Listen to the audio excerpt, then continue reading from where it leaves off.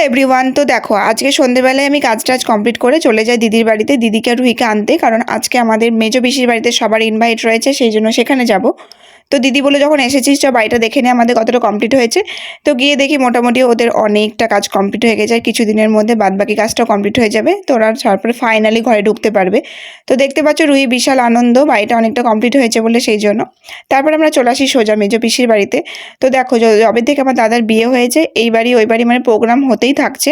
তো আজকে ছিল মেজো পিসির বাড়িতে। কারণ গিয়ে গিয়ে প্রথম আমরা অনেক কিছু খাবার দাবার খেয়ে নিই, যেটা পপকর্ন, সিঙ্গারা, চা, মুড়ি। তারপর আমরা সবাই মিলে বসে যাই বিয়ের ছবিগুলো দেখতে, যেগুলো দেখছিলাম আর বিশাল আনন্দও পাচ্ছিলাম। কার কেমন কীরকম ছবি এসেছে যেটা হয়। তো তারপর করে নিলাম রাত্রিবেলায় ডিনার, আর ডিনারে ছিল লুচি, ছোলার ডাল, মিষ্টি, আলু ভাজা, যেগুলো অনেক টেস্টি ছিল।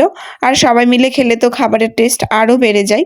তো চলো আপাতত খাওয়া দাওয়া করা যাক, কারণ বাড়িও আসতে হবে, রাত্রি 11টা বাজছে। তো টাটা, দেখা হচ্ছে নেক্সট ব্লগে।